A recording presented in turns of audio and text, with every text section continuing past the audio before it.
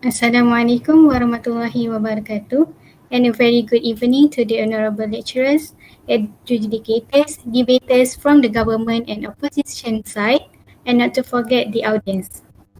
Ladies and gentlemen, welcome to the 5th Annual Interbatch Debate Championship organized by Diplomatic ESCO of Medical Student Association MISTA. On behalf of the organizing committee, we are pleased to welcome you. Before we start our debate championship today, please kindly mute your speaker throughout the debate unless you are giving your speech or point of information. Only the moderator and participating teams are allowed to turn on their camera throughout the debate. The juries are welcome to turn on their cameras after the debate has finished to comment on the debate by the participating teams. As an introduction for our invited juries to our third preliminary round today, let us show you an introduction video of the teams that are participating in this year's Interbatch Debate.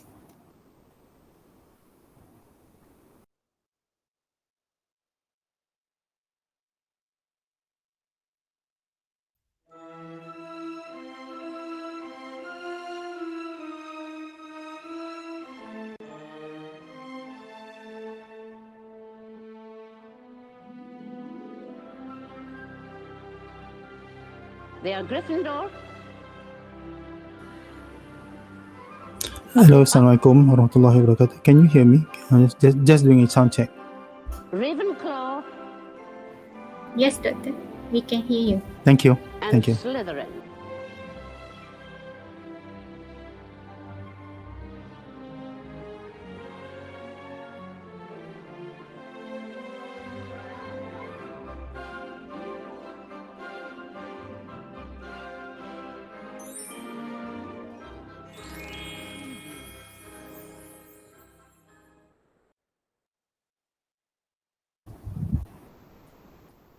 Huge credit and gratitude towards our talented Maltech committees for their amazing introduction video. Welcome to the third preliminary round of Interbatch Debate Championship. I am Nuri Imam Fakihah, the chairperson, and Sabrina, the timekeeper for today. We are very delighted to announce our motion for today, which is this House believes sex education should be made a compulsory subject in the Malaysian education system. I would like to introduce the debaters for today. On my right side, taking the role as the government team is the team from year 1, Hufflepuff, with Miss Shazrina Adrina as the first speaker, Mr. Muhammad Akil Khairi as the second speaker, Mr. Muhammad Iqbal Hakimi as the third speaker. On my left side, taking role as the opposition team is the team from year 2, Slytherin, with Mr. Syaril Rohan as the first speaker, Ms. Zarifah Zaki as the second speaker, and Mr. Ahmad Muaz as the third speaker. And the juries who will adjudicate this competition is, the first jury is Dr. Fatmawati binti Kamal, and the second jury is Dr. Hazian Liza binti Haslan, and the third jury is Dr. Amir Mukhris Abdul Latif. Now, I would like to state the rules and regulation for today's debate. The time allocated for the first speaker of the government team is 7 minutes. The timekeeper will ring the bell once at the first minute, which signals that point of information are allowed to be given from the opposing team. The bell will be ringing again at the 6th minute to signal the end of chances for POI to be given. The timekeeper will ring the bell twice at the end of the 7th minute, indicating that the time is up for the speaker and the speaker should do his or her closing speech immediately. Any POI given before the first or after the 6th minute should be ignored. Please to keep in mind that an extra 1 minute is given for the speaker if the speaker has a full internet connection during the speech, which the timekeeper will take into account the extra time. For the rest of speakers, the time allocated for them to deliver their speech is 6 minutes. The bell will be ringing once at the 1st and 5th minute to signal the duration for POI can be only delivered. Any POI given before the 1st or after the 5th minute should be ignored. The timekeeper will ring the bell twice at the end of the 6 minutes to indicate the end of the time for the speakers to deliver their speech, and they should do the closing speech immediately. The speakers will be penalized if the time taken exceeds the allocated time. Again, an extra 1 minute is given for the speaker if the speaker has a poor internet connection during the speech, which the timekeeper will take into account the extra time. Next, I will briefly declare the roles of the debaters. The first speakers of the government and opposition team need to define the motion and state their stand, as well as introducing an idea or more to support or against the motion. The first speaker from the opposition also needs to rebut the idea given by the first speaker of the government team. The second speakers from the government and opposition team need to convey 2 or more ideas to support or oppose to this motion. In addition, the second speaker of the government team needs to rebut the idea given by the first speaker of the opposition, while the second speaker of the opposition team needs to rebut the ideas given by the second speaker of the government team. The third speaker need not to introduce new ideas and need to rebut all the ideas given by the first, second, and third speakers of the other team. For the reply speech, the time allocated to prepare is 2 minutes, whereas to present the reply speech is 3 minutes. The first or second speaker of the opposition team should present his or her reply speech first, followed by the first or second speaker from the government team. The speakers cannot introduce new ideas and will need to summarize their arguments and reaffirm their stand regarding today's motion. The third speakers are not allowed to present the reply speech. The timekeeper will ring the bell once at the second minute as a last-minute warning and will ring the bell twice to signal the end of the debate. Do the participants clear of the rules and regulation? As the rules and regulation are fully understood, I would like to call upon the first speaker of the government team, to deliver his speech. Thank you.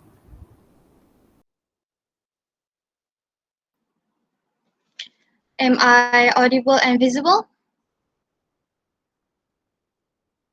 Okay. Bismillahirrahmanirrahim. Assalamualaikum and a very good evening. I bid to the respected Miss Chairman, punctual timekeeper, the honorable and wise judges, my comrades, and last but not least, the respected opponent sides. Ladies and gentlemen, welcome to this debate. The motion for debate today is this House believes sex education should be made a compulsory subject in the Malaysian education system. Now, we as today's proposition or government side strongly believe that this is true. We as today's proposition have structured our case as follows. I, Shazuna, as the first speaker of government side, will first define the important terms in this debate and deliver one argument. Our second speaker, Akil, will elaborate on the fact that sex education will prevent sexual-related disease and unintended pregnancies. Other than that, he will also explain how sex education can tackle misconceptions regarding sexual and reproductive health. And our last speaker is Iqbal, will do the rebuttals and further reaffirm our stance for today's motion. Define some important terms in this debate. I will divide it under 2 important keywords, which are sex education and compulsory subjects. We believe that what is meant by sexuality education is defined as teaching about human sexuality, including intimate relationships, human sexual anatomy, sexual reproduction, sexually transmitted infections, which also known as STI, sexual activity, sexual orientation, gender identity, abstinence, contraception, and reproductive rights and responsibilities. There are goals and objectives of sex education. Our focus is on clear health goals, which to prevent of STDs, HIV, and or pregnancy. We focus narrowly on specific behaviors leading to these health goals. For example, like abstaining from sex or using condoms or other contraceptives, which will give clear messages about these behaviors and address situations that might lead to them and how to avoid them. Furthermore, our goal is to address multiple sexual psychosocial risks and protective factors affecting sexual risk behavior, such as knowledge perceived risk, values, attitudes, perceived norms, and self-efficacy. Moving on to the second keyword, which is compulsory subject. What are the mechanisms making sex education compulsory? We want to make it compulsory from primary school levels, but each stage should be suitable for their level of understanding. A simple analogy here I will give you. If you want to learn mathematics, you are going to start with plus minus, which 1 plus 1 equals to 2 and 2 minus 1 is equal to 1. Same goes for this sex education. For example, primary school, we will teach parts of the body and what to do if there are violations to those body parts, and it will have further explanation on the next level of stages. Currently, there are no comprehensive forms of sex education in Malaysia. Most of the subjects doesn't thoroughly enough to be counted as sex education, and we as government side still don't understand why the opposition side does not agree with this motion tonight. Our stance is simple. Sex education can help resolve the many critical issues relating to this topic that are currently happening in Malaysia. Let me come to my first argument, which by making sex education compulsory, there will be empowerment against sexual behavior. Sex education helps one to understand themselves biologically and prepare to face the world so that they do not fall victim to sexual predators. It also empowers girls and boys to speak up if their sexual boundaries are violated. It has long been recognized that countries that have a more open and positive attitude towards sexuality have better sexual health outcomes. Sexuality education exposes young boys and girls to material that not only reduces their risk of unplanned pregnancy and diseases, but also enlightens and empowers them. Anybody can be victim regardless of gender and age. And according to New Straits Times, 1 in 10 children in Malaysia, or about 750,000 children, are sexually abused. And in 95 cases of the cases, their sexual abusers are people known to them. Mostly the abusers are their fathers or stepfathers. Thus, comprehensive sexuality education empowers young people to know and demand their rights. Other than that, sex education also helps inform people of what. No, thank you, sir. Of what can and sex education also helps inform people of what can and what can be discussed regarding this topic. Nowadays, the sexual jokes and misbehaviors that are common in teenagers is like a norm in our society. Just because some of them don't know these aren't supposed to be said.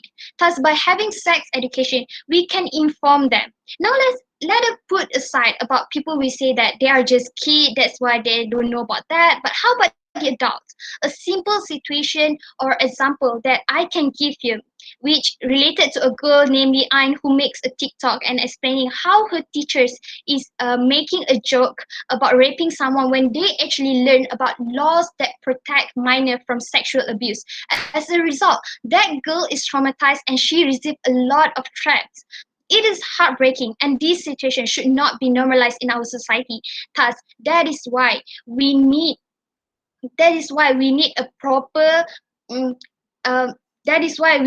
sex education to inform them what they could and they couldn't. By having sex education, teenagers can be more educated and mature on these issues rather than bluntly being rude and ignorant. No, thank you. So, ladies and gentlemen, what have I told you today? Sexual education will empower against sexual behavior, which will help everyone to have a better understanding regarding this topic.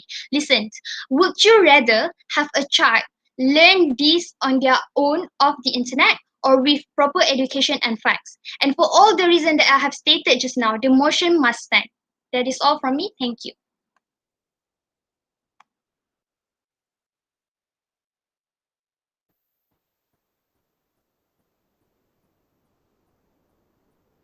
Okay, thank you for the first speaker of the government team. Now I would like to call upon the first speaker of the opposition team to deliver his speech. All right. Thank you, Madam Speaker. All right. In Malaysia, sexual education has been integrated in secondary schools since the 1989 and primary schools in 1994. Now, allow me to rebut what the first speaker from side government has said. All right. So I don't understand what she means when she says that sexual education is not being brought up in Malaysia, when as it's a clear fact that subjects like civics, moral, science, and even Islamic studies have all shown sexual education in that subject, just not a core subject. Okay, so now allow me to rebut their first point, which was empowerment against sexual behavior. Ladies and gentlemen, let me just say one thing. I could not agree any more with what the first speaker has said. Because why? Because we from side opposition, we also want sexual education to be taught in school. We, however, do not want it to be a compulsory or mandatory subject.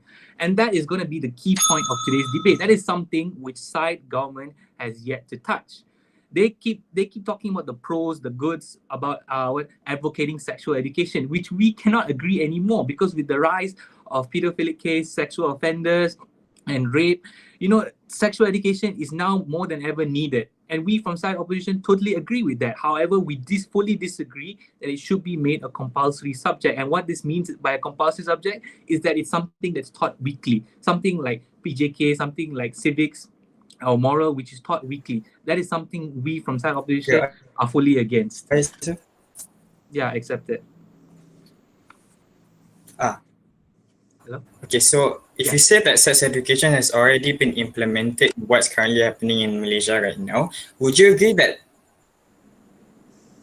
this current situation, this current mechanism is effective in actually handling all of the different problems that is happening in this world right now? That is an excellent argument, because that is in fact my first point, which is actually that my first point of mechanism, which is that how we from side opposition are going to improve current status quo, and how we are going to improve the current mechanism to make it more feasible, to make it more applicable for current times. Okay, so now we understand that current status quo is that sex education is already included inside physical health. That means your PJK classes, when you have pendidikan jasmani. And Malaysia also already have NGOs that are responsible to spread awareness. Okay, so how we from side opposition are going to tackle this mechanism is that we are going to improve the current education syllabus to cater more about sexual health education. This means, for example, for physical health education, all right, the teachers will teach more about healthy benefits of sex and the harms if not done properly, like you receiving STIs, STDs, or HIVs. And more emphasis on the physiological benefits like increased serotonin level and dopamine levels, a better immune system, how your blood pressure is lowered, improved self-esteem, and also decreased depression and anxiety. These are all the benefits of sex, and which will be taught in physical education. All right, for science subjects around Form 3, the sexual reproduction syllabus can be further improved to educate how organs function and how pregnancy works. All right. Therefore, this helps in ensuring teens understand about puberty and how to manage it healthily. All right. Now, on the other spectrum, for moral education, moral and civic or Islamic studies, all right, they can cater more towards on family planning aspects. All right. This is for example, how to grow a healthy family, and also teach about consent as a form of respecting their spouse and your partner. Okay, so that's how we from side opposition would like to propose the mechanism in which how we are going to ensure that sex education is integratedly taught across various subjects and not just one single subject which is compulsory done every week. Because why? Because moving on to my first point, because it costs more, and the benefits of having a dedicated subject is just not worth implementing.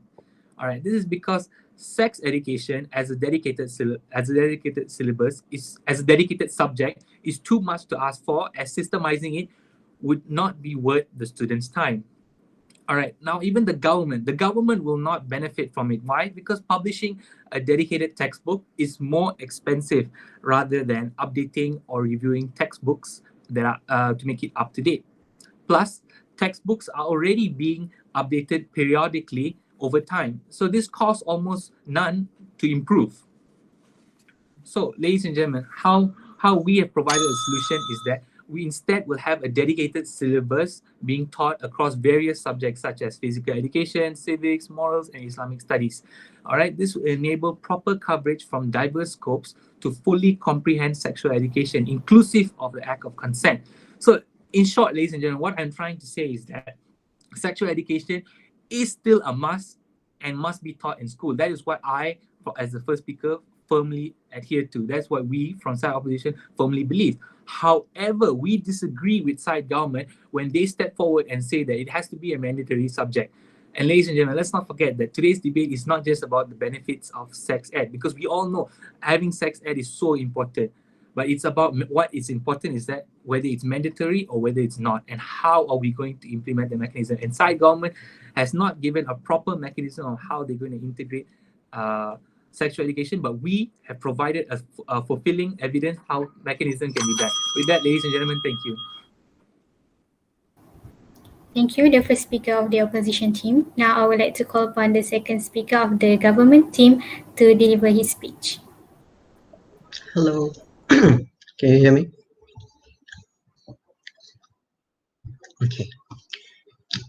In the medical world, there is a famous saying called prevention is better than cure. Ladies and gentlemen, STDs, AIDS, and HIV and other disease, other transmissible disease are all massive incurable disease linked to uneducated sexual conduct. And we still ask ourselves why we do not take action in this act of prevention. Before that, Assalamualaikum to the judges, timekeepers, and to the people on the opposite sides. Today, I will be presenting my ideas and refuting all the points given by the first speaker. Back to the first speaker, we can see that they are saying that having or providing content about sexual education that is compartmentalized means that having a separate subjects according to the physical education and Agama Islam and so on. So it seems it is not as effective as this when there is a systematic sexual education a subject that is given. So it is sorry, and whether or not we can see that we need to understand that many youths these days that link to this act have been skyrocketing, that link to the HIV, AIDS, and so on. So whether or not the education is the best way to deal with. And moving to my points where sexual education is important to prevent sexual-related disease and unintended pregnancies. We can see that the STDs, AIDS, and HIV and hepatitis C, we can see that it is important for them to instill them with this knowledge, because how can they contract this disease? How can they get this disease? So the number of this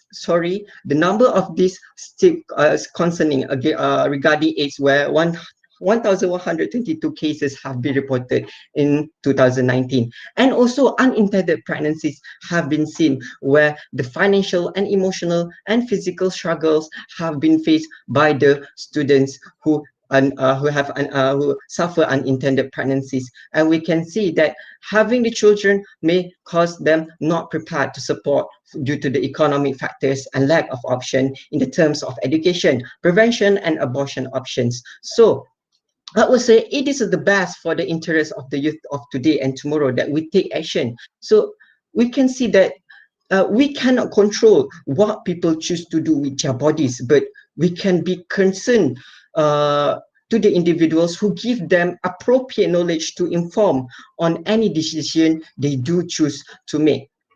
And moving to my next point is tackling misconception regarding sexual and reproductive health. We can see sexual consent, and some students do not know how to say no to unconsented sex, and many students also say that they can get pregnant by just kissing. So it is something sex education plays important role in this matter, and make it a compulsory. And period spot checks, we can see these period spot checks have been hot topics over these days, because we can see it is an inappropriate act where it is a degrading and abusive treatment that violate the physical bodies and personal boundaries all without consent.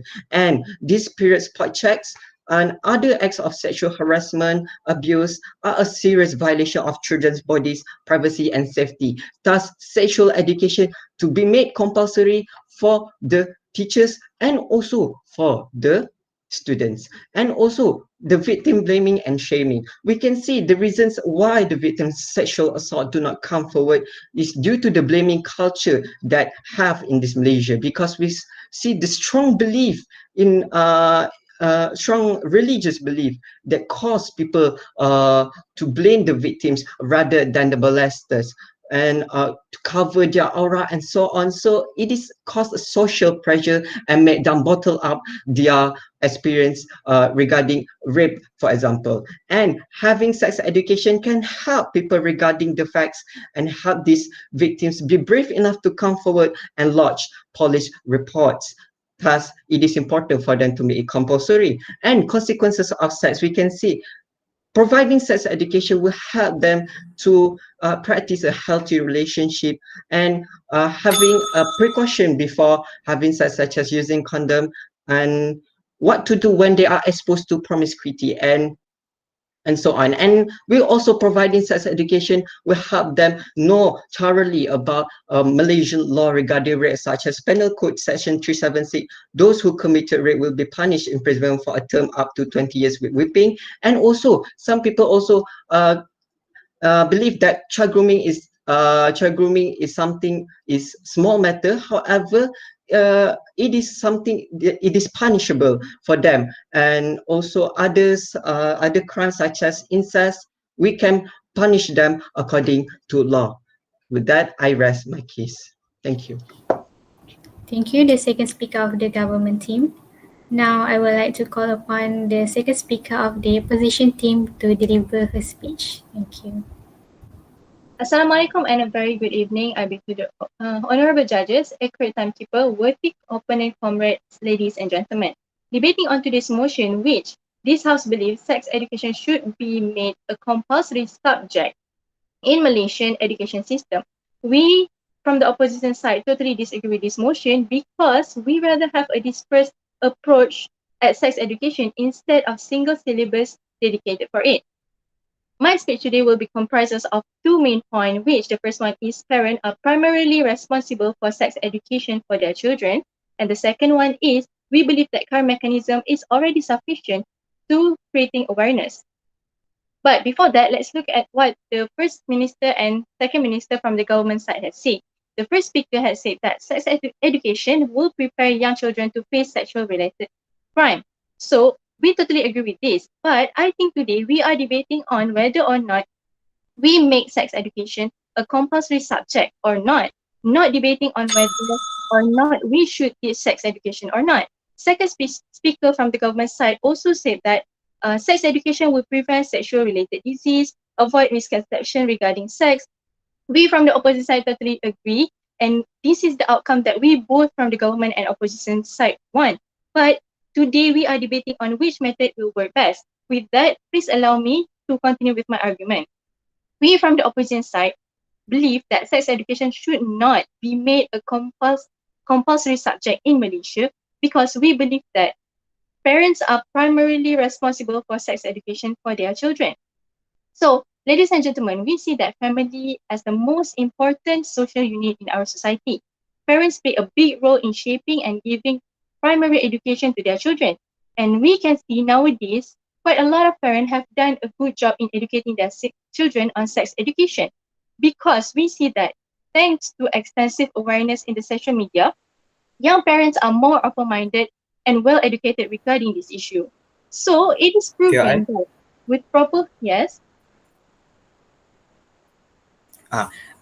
In this current status quo, we can see that actually there's still plenty of different parents abuse and everything. And do you think that it's responsible as a government for you to put that responsibility of sexual education, something that's important for the future, into these parents when you're not actually sure if they're actually going to do it or not? Thank you.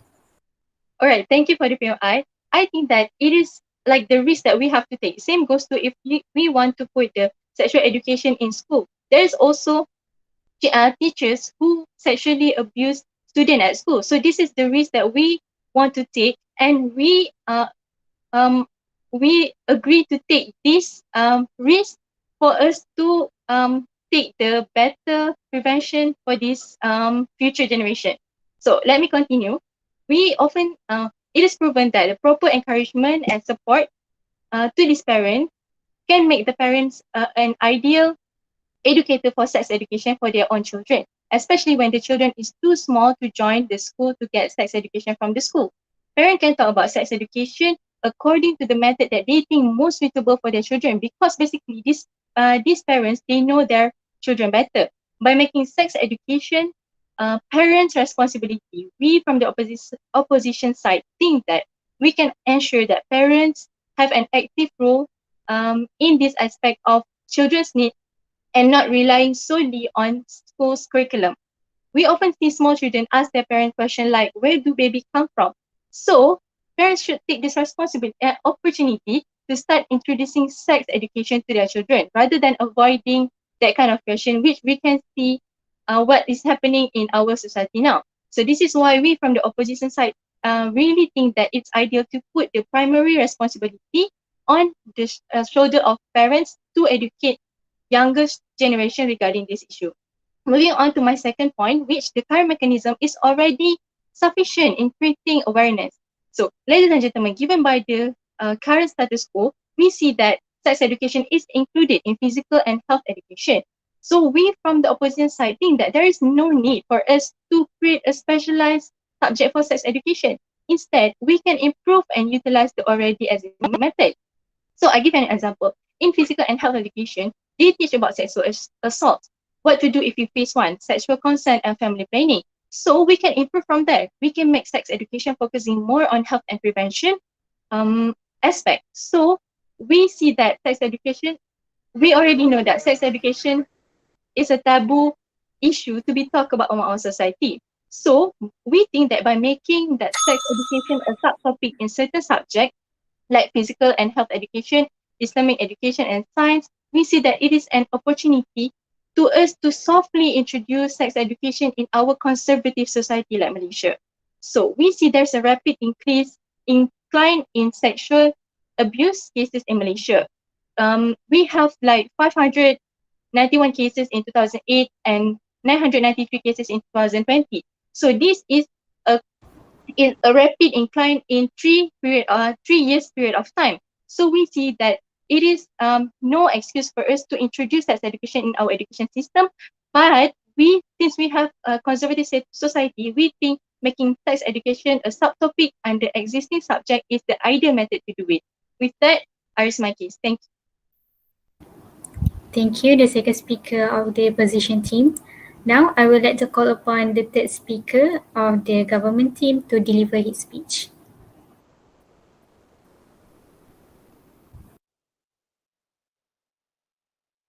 Hi, can you hear me? Okay.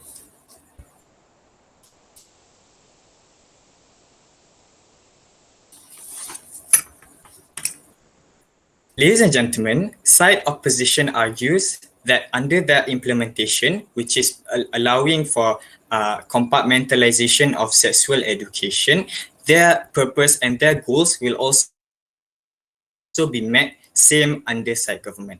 But we argue under side government that under their implementation, our goals that we have stated, that my first speaker has stated at the very first of her speech, will actually not be met. And the problem that we are talking about by my first and second speaker will still not be solved. Before that, Assalamualaikum warahmatullahi wabarakatuh, and a very good evening, I bid, to all the members of the hall. Standing here as the third speaker, my task is simple. I'm going to be tidying up today's debate, and I'm going to be rebutting the case that has been given under side government, and I'm going to be enforcing under side opposition, my bad, and I'm going to be enforcing our case under side government. So without wasting any time, right, let's look at the first speaker under side opposition leader. First of all, is regarding he talked about the mechanism that is going to be done, and he argues that this implementation is much more important than our implementation because it actually costs more. Because our implementation costs more and benefits are not actually worth to implementing. He argues that there is too much to ask for and it is not worth the students' time, and the government also won't profit. We argue that yes, to a degree, we argue that we're going to admit that it's going to be a bit financially hard. However, as a responsible government, we have to look at the urgency of the current status quo that is happening right now, and we have to look and analyze that having this implementation won't be as effective as our implementation. Let's look at why, right? So if you argue that the medium to teach sexual education is actually existent in today's current status quo, and we don't need to have a specific subject. One aspect that we can actually look is having a specific subject is important so that we can ensure teachers and students alike do not actually feel shy to actually talk about this important topic.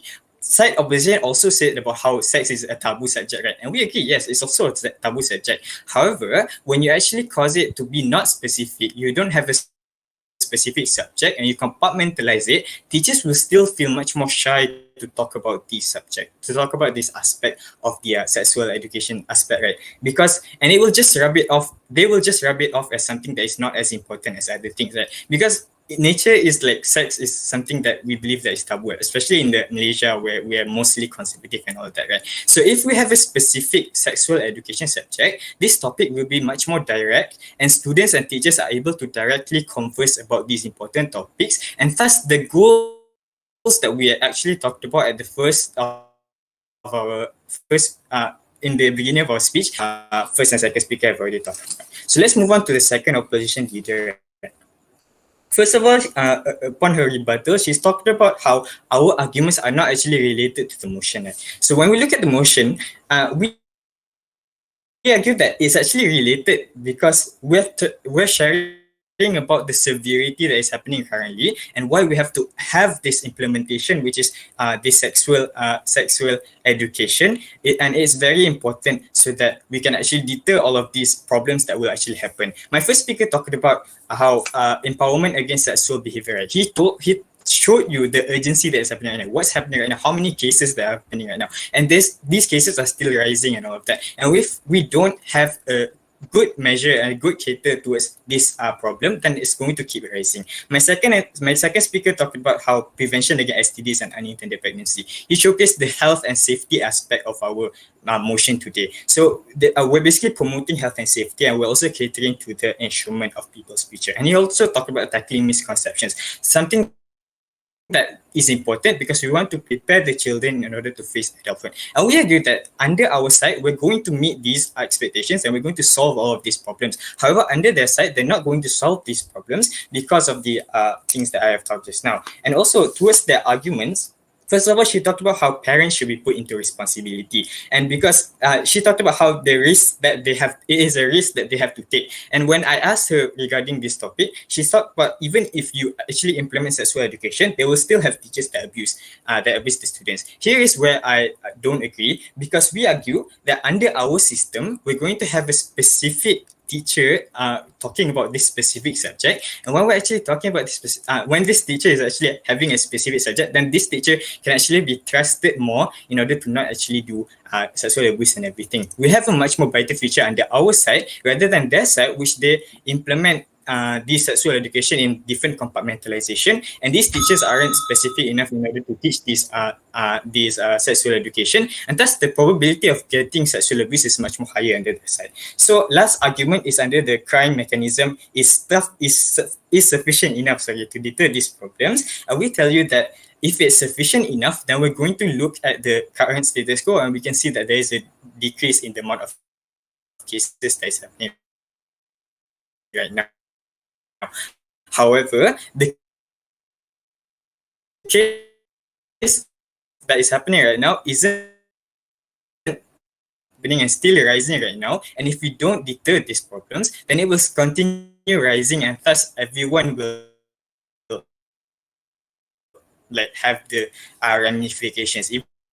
To you, why our side is much more better, how implementing a specific so sexual education rather than actually compartmentalizing it will not only be able to get the benefits that we want and be able to finish the problems, but they're also going to cause a lot of other drawbacks.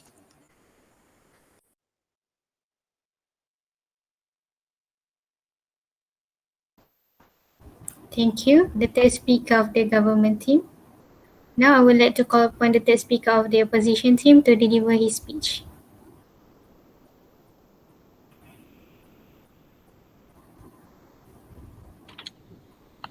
Hello, hello. Can you guys hear me? Okay. Hold on.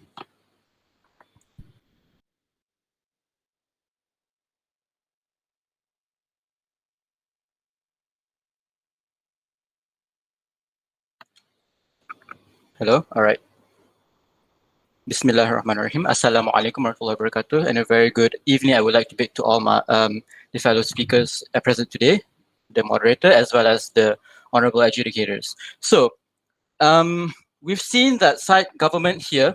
They're trying to show us a lot of benefits. However, they still failed to prove us how the mechanism is still better than ours. They only highlighted that having a core subject is better, having one teacher to teach about sex education is better, and they said that this dedicated syllabus is better at tackling the issues of misconceptions and also all of the risk factors, as well as ensuring the students are better well versed in the subject itself. However, on-site opposition, we believe that having a diverse scope of sexual educations with a compartmentalized education, this actually helps us to properly tackle it in various scopes. We're talking about how we have a different vantage point at tackling sexual education. If we only have one sexual education teacher, sex ed teacher, to address this issue or this subject, that teacher, they fail to understand that it takes time to train teachers, and yet they proudly claim that it needs to be urgently addressed. However, on-site opposition, what we propose is a mechanism that's already there. It's just a matter of having them to come to, like, let's say, seminars or some training, or what Malays would call, in the Malay, what we would call bengkel pendidikan. So having the existing teachers right now to just come for these courses to be properly adapted and well equipped to teach in depth of sexual education, be it from Pendidikan Islam or Pendidikan Jasmani Kesihatan, or even, let's say, civics or moral. All of these teachers, if all of them came to this course and learn about these things, it will help them to understand better, and it allows a better discussion or a better platform for students to interact with their teachers. Imagine having one teacher, sorry, later on I'll go to that. Imagine having one teacher to teach about sexual education, and that teacher is not properly equipped or properly trained because you're only relying solely on one teacher, just one teacher, instead of having 4 teachers or 3 teachers, depends on schools, to teach about sexual education from different perspectives. Are you expecting that one teacher talks about family consent, talk about the diseases associated with it, or even talk about the anatomy of it, all of that under one teacher? Do you think that's properly logical or even efficient at tackling sexual education? Ladies and gentlemen, let me reiterate, that is not possible and not the most efficient way, and that is more costly, as well as my first speaker have already reiterated. Having a dedicated textbooks and a and a dedicated subject is more expensive than just renewing what we have right now, and that costs less money, less time, and it's much more fast. It is actually faster to execute compared to having a dedicated teacher to train for sexual education. Yes, who gave me POI just now? Yeah. Do you think that your implementation in sending these teachers to Bengkel will not only just clash with your first point of your under your side about the funding? All right. Because it's also going to cost a lot more. All right. Thank you very much. All right. So our fellow speaker here from site government has emphasized on funds. Let me try to draw you a picture here. Sending teachers right now just for one single bengkel or one single course, compared to having a strenuous time and resources just to have a group of experts to form an education for sexual education. How much funds do you think will go just to make one big subject compared to just having teachers to go for training, which are not really expensive? They can just hire from the government side, let's say the health sectors, public health lecturers or anything, to teach about the sexual educations and how they can approach the students better. And that's not actually really expensive compared to having a dedicated textbooks and added more, another teacher just to be trained for this subject. That is more expensive, ladies and gentlemen. Let me reiterate that. And no, it does not clash. And I have proven to you, side opposition side opposition's mechanism costs less than side governments. And there's another concern regarding the parents and the students' interaction, where there's concerns of abuse, and the teachers are also at risk of abusing the students. Ladies and gentlemen, having 4 teachers, I wouldn't dare say these 4 teachers are going to abuse that one children. I wouldn't dare say that parents are going to abuse their children if they are receiving this education from the schools. Why? Because when you have 4 teachers to teach about sexual education, these students can go to any one of them and ask if this is right or wrong. I would dare say not that the chances of these 4 teachers to collaborate and try to intercept, try to abuse these students are lesser risk. And having this kind of interactions between 4 teachers to teach about sexual education to one student, and having the student to be revised reviewed by the parents, which goes along with my second speaker, has highlighted the parents' responsibility in educating sexual education to the children. The risks are lesser. The risk of having this kind of abuse or violations of their rights are lesser on our mechanism compared to side government. Last but not least, I would just like to close my remarks by saying side opposition has brought forth to you a mechanism that is cheaper, sustainable, and is much swifter to be executed in the nearest time compared to side governments, which only emphasizes on the need for sexual education, but less on how they are going to execute it properly. Because they fail to acknowledge that their side is more expensive, they fail to acknowledge that their side is more effective at teaching or tackling the issues with sexual education. With that, thank you, and I hope this motion falls. Okay, thank you for the third speaker of the opposition team. As the debate is reaching its end, I would like to allocate 2 minutes for the first or second speaker from both teams to prepare their reply speech.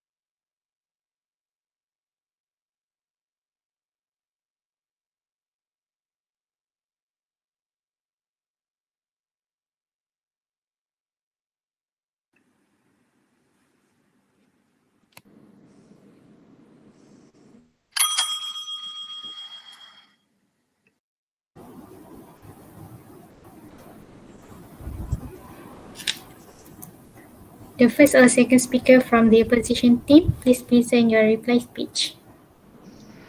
Right. Thank you, Madam Speaker. All right. Today's debate is equivalent to a chess game, and we from side opposition are going to make our final move, which is checkmate.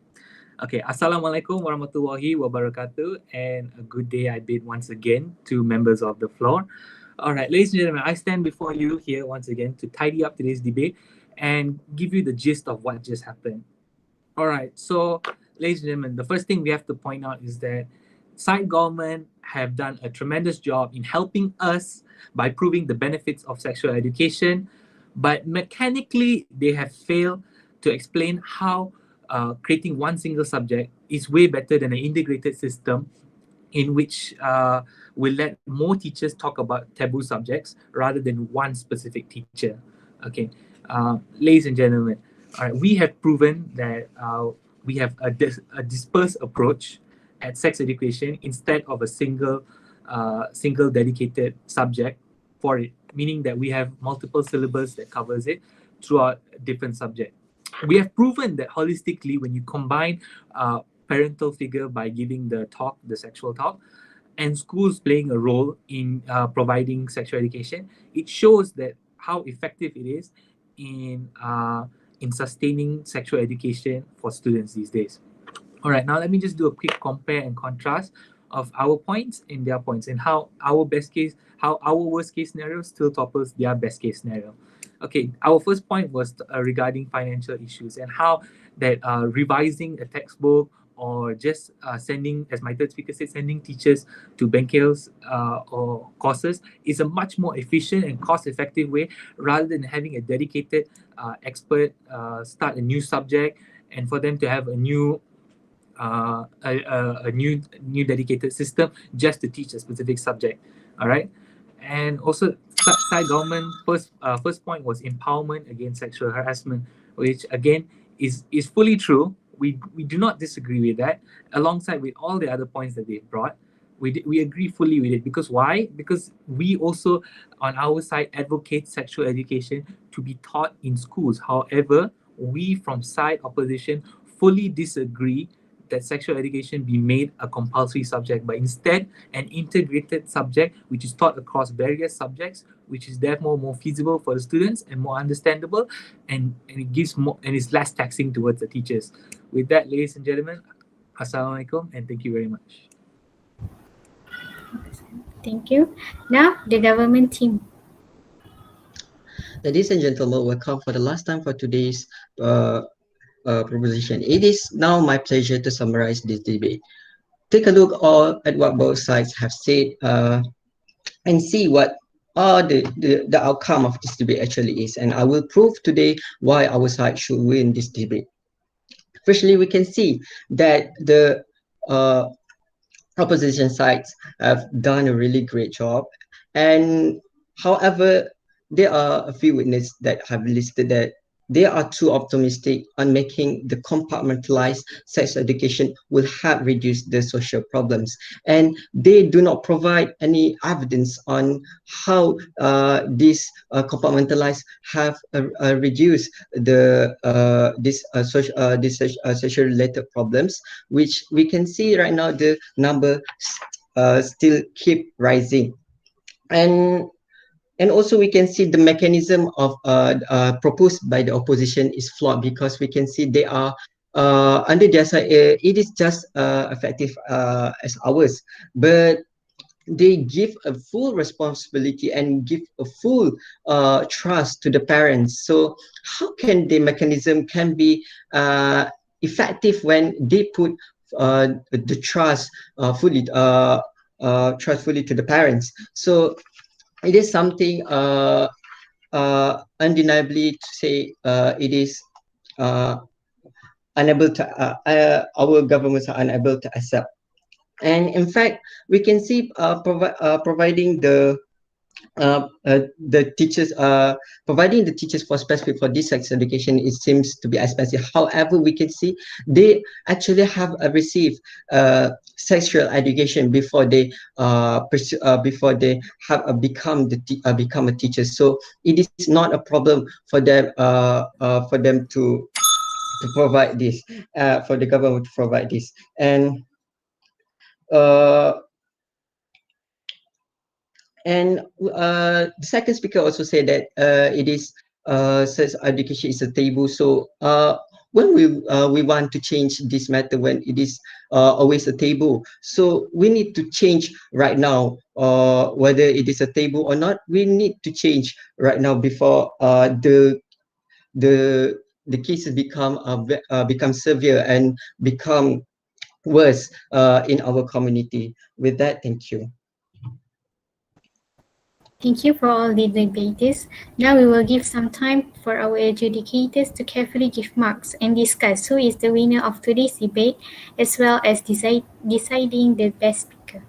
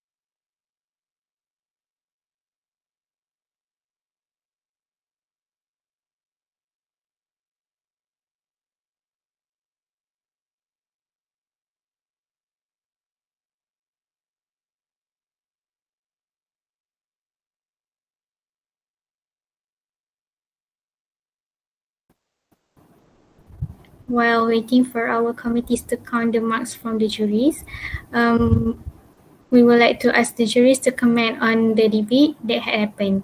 We can start with Dr. Fatmawati.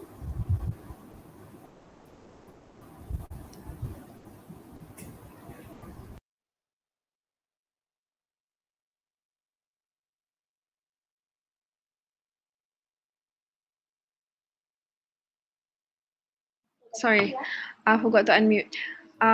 Okay, so this is the first for me participating as a jury for a virtual debate. I was previously involved in a live debate a few years ago. I thought at the time there were at least two topics for the debate. But tonight we have only one topic, which is I think enough because it takes about 1 hour. It took about 1 hour for us to complete the whole process. So I think it's good. But I was wondering, why did you have it at night? Why didn't you have it in the morning ke, kan, on Saturday or Sunday ke? Because like any days will be, as long as you don't have class at that time, because most of us will be at home working from home. So can I know what's the reason?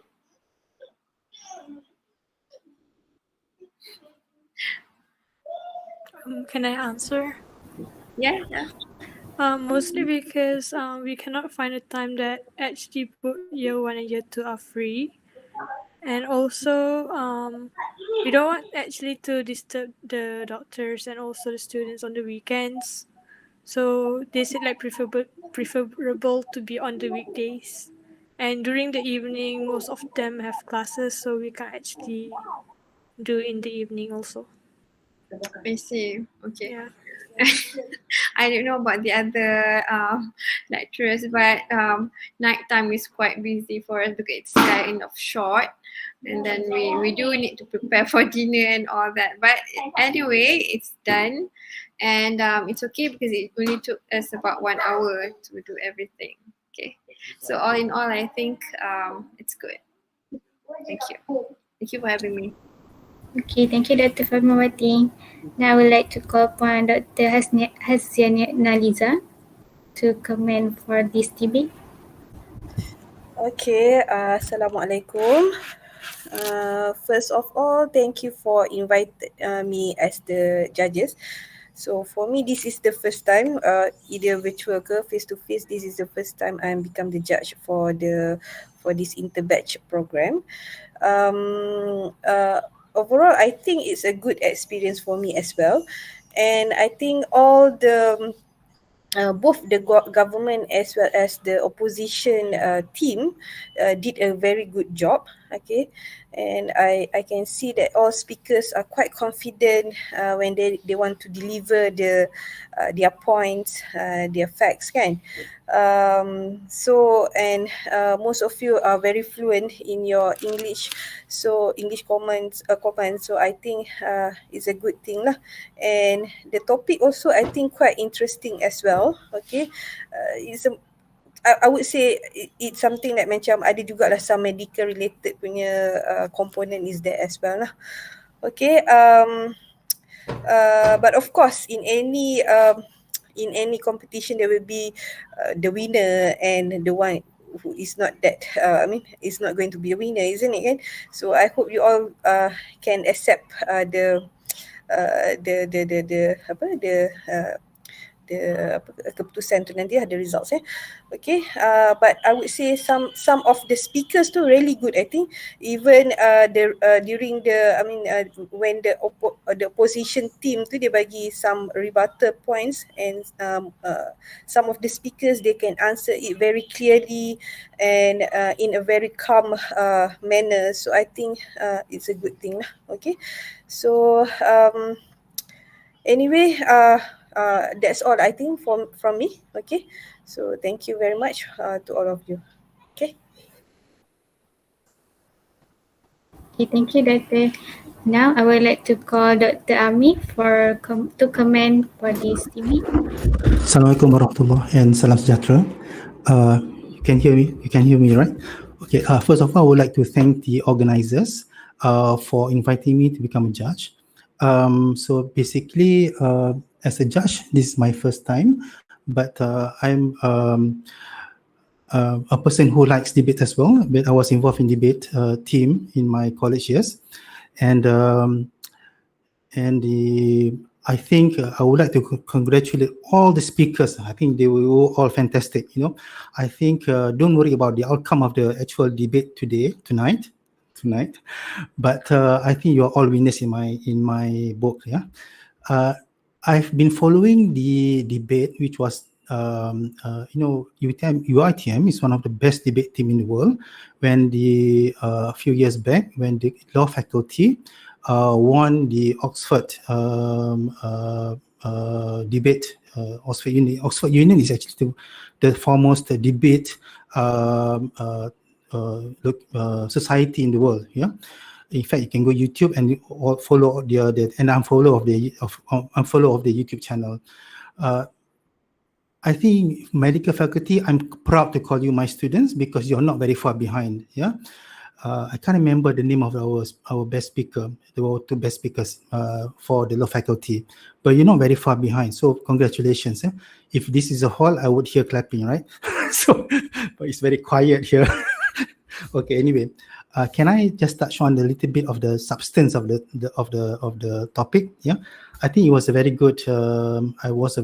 Topic that you have submitted, and on first glance, I thought it would be, the government would have it, but as it turns out, the opposition has a very good way of manipulating the topic. So basically, it's very good to say that, no, we are saying that it is important, but we are saying that it is not compulsory. That was a very good strategy. Congratulations for the opposition team. Yeah. So I just wish that you had more time. I think you didn't have much time to touch on facts, but what you actually needed to do, the topic was actually with the status quo is on the opposition. The government needs to prove why it is compulsory. So is it a dispersed teaching, or is it integrated in one specific topic? That was the thing here. And when all the government needed to do was to prove that the outcome of the sexual abuse and promiscuity and all the other things that come with it, has a worse effect now with the current system. That's all you needed to do. You need to show us the facts, numbers. I'm talking about numbers, yeah. So, but you didn't have anything to compare it with. So that was the thing that there was something. So I was hoping for some innovation in the government side. But as I said, all speakers were very good. The other thing that would be important would be the financial matters. Of course, everything in real life has to be financial, and both mentioned about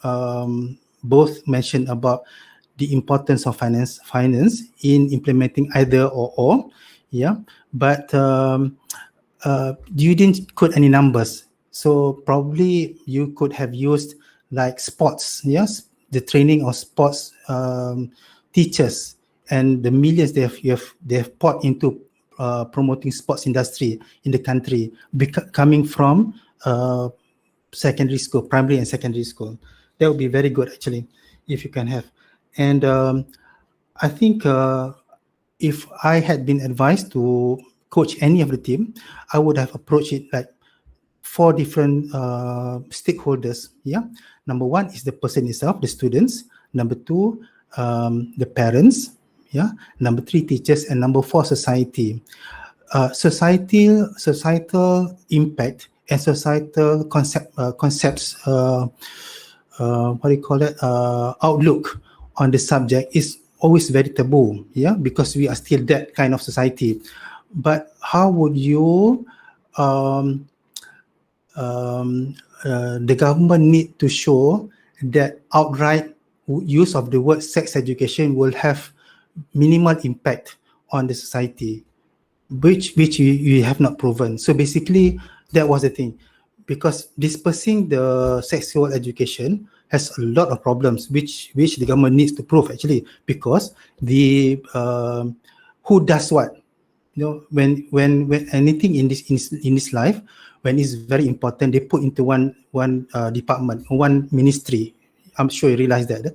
But when you have dispersed topic, like for example, the recent giving out of who gives the permission to work, is it MITI or all other departments can? If you source it out, everybody will be chaotic. Yeah. So I'm just saying, sexual education, who does it? Is it the actual one person, or many people do it? And who does what? You know, so it's actually like the government is actually needs to prove that it can be done. You know. So anyway, it's very interesting topic, and I really congratulate once again. I congratulate all the speakers. I think you're all winners, and thank you very much. Okay, thank you, Doctor.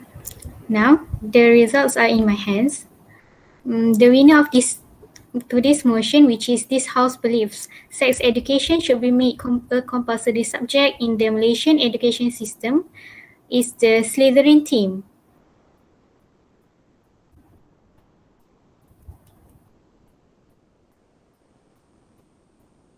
The best speaker chosen by the juries is Syaril Rohan from the opposition team. Congratulations. Okay, now for the photography session. Before we end this round, let's all have a photography session including the juries and the participants. Please turn on your camera.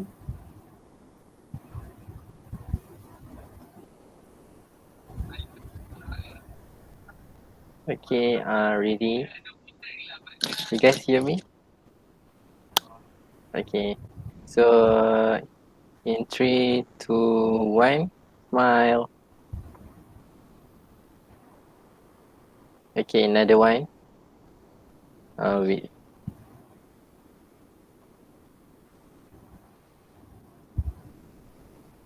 Okay, 3, 2, 1, smile. Okay, thank you. Okay, thank you. Finally, it is the end of today's round. Thank you all for the amazing debate today, and thank you to the juries who are willing to spend their time this evening. Hope you all have a great evening ahead, and you may leave this Google Meet. Thank you.